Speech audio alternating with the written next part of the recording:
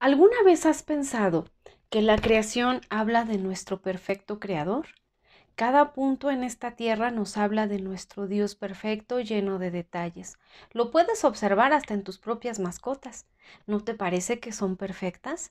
Parece que ellas pueden entenderte muchas veces, pero puedes observar cada uno de sus rasgos y solamente puedes pensar en nuestro detallista Dios al haberlo hecho. Tú mismo cuando te puedes mirar al espejo lo puedes ver. Eres una creación perfecta de un Dios perfecto. Y la naturaleza nos habla de Dios. Uno de los paisajes que más me gusta ver en esta tierra son el mar y la puesta del sol. Cuando yo veo la puesta del sol, me imagino cómo el sol se va quitando del lugar en el que yo me encuentro para amanecer en otro lado, en el otro lado del mundo, y así llega la noche para nosotros y llega el día para otro lugar. También en los ríos, en cada uno de los árboles, en las plantas, puedes observar la belleza y la creación de Dios. Parece todo formado con tanta exactitud. Otra de las cosas en las que puedes observar la perfección y el orden de Dios es en cada día, en las 24 horas que dura y en cómo se reparte entre el día y la noche. Pero también puedes observarlo en las estaciones del año, cómo cada etapa, la primavera, el verano, el otoño y el invierno llegan exactamente en su momento, cuando Dios ha decidido que así lleguen, y parece que la tierra y los animales también lo conocen. Esta obra perfecta de Dios hace que nosotros tengamos el día y la noche y que todos los planetas giren a su perfección alrededor del Sol para darnos este día-noche y para darnos las estaciones cada año. Pero tú sabías que dentro de toda perfección en cada uno de los tiempos, de los días y de las estaciones del año, hubo un día en que la Tierra se detuvo. Hubo un día en que el sol no se puso para una región. Y hoy te quiero hablar de ese día. Resulta que el pueblo de Israel, después de salir de Egipto, vagó por muchos años en el desierto a causa de su desobediencia. Sin embargo, Dios les tenía la tierra prometida que les daría, la tierra de Canaán. Esta tierra que la Biblia nos habla que fluía leche y miel, que los frutos fueran tan abundantes que tan solo cuando fueron los espías a observar la tierra para traer un racimo de uvas lo tuvieron que cargar entre dos hombres. Era una tierra muy fructífera. Bueno, pues esta tierra llegó el momento el momento exacto en el que Dios la daría a su pueblo. Y en este momento, esta tierra estaba habitada por otras naciones que tenían que irse para que el pueblo de Dios la ocupara. La Biblia nos habla, por ejemplo, de cuando la ciudad de Jericó estaba completamente amurallada y Dios hizo que el pueblo de Israel entrara en ella derribando los muros tan solo con rodearlos por 7 días.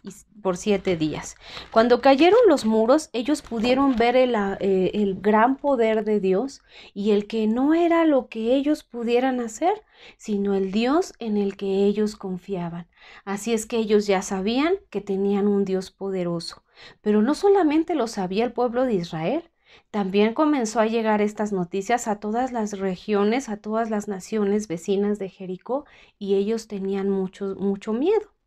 Hubo un pueblo llamado el pueblo de Gabaón, que debido a su astucia hicieron la paz con Israel, y Josué prometió que no les harían la guerra y que tendrían paz entre ellos. Cuando 5 reyes de las naciones cercanas se enteraron que Gabaón había hecho la paz con Israel, ellos se juntaron para ir a atacarla. El pueblo de Israel estaba también en peligro. ¿Cómo iban a enfrentar a 5 reyes poderosos? Pues Josué sabía que nuestro Dios era aún más poderoso que ellos. Así es que estos 5 ejércitos del sur se unieron. Pero cuando los gabaonitas fueron a pedirle ayuda al pueblo de Israel, Josué, esta historia se encuentra en el libro de Josué, capítulo 10. En el versículo 8, cuando llegó el rey de Gabaón, él les dijo: No tengas miedo, le dijo el Señor a Josué, porque te he dado la victoria y ninguno de ellos podrá hacerte frente. Dios estaba animando a Josué y le decía: Josué, no tengas miedo. Ellos no son más poderosos que yo, ni siquiera te van a poder hacer frente. Pero la forma en la que Dios iba a actuar iba a ser una forma muy poderosa. Primero, dice la Biblia que Josué marchó toda la noche y tomó por sorpresa a uno de los ejércitos. El Señor los llenó de pánico y de esta manera pudieron obtener la victoria. Dice la Biblia que el Señor también destruyó otro ejército mediante una tormenta de granizo, porque ellos pensaban que iban a ser tan fácil derribar al ejército de Israel unidos. Sin embargo, Dios hizo estos milagros. Ese día hielo cayó y cayó únicamente en contra del ejército que quería derrocar al pueblo de Israel.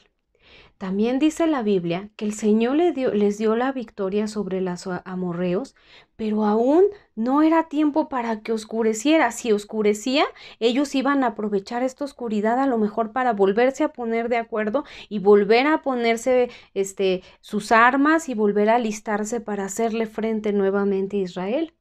Así es que Josué, después de ver esto, hizo una oración llena de valor y llena de fe.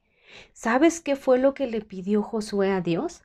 En el versículo 12 dice que Josué oró diciendo que el sol se detenga sobre Gabaón y la luna sobre el valle de Ajabón. Y entonces sucedió lo inesperado para todos. El versículo 13 dice que entonces el sol se detuvo y la luna se quedó en su sitio. Ese día, el día dicen que duró aproximadamente otro día más. Ese día no oscureció para que el ejército de Israel pudiera tener la victoria.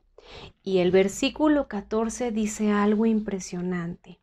Jamás, ni antes ni después, hubo un día como ese, cuando el Señor contestó semejante oración. Sin duda, ese día el Señor peleó por Israel. ¿Tú te has puesto a pensar en lo poderoso que es Dios y en lo poderosa que puede ser tu oración cuando tú la haces con fe? Josué no estaba pidiendo algo egoísta.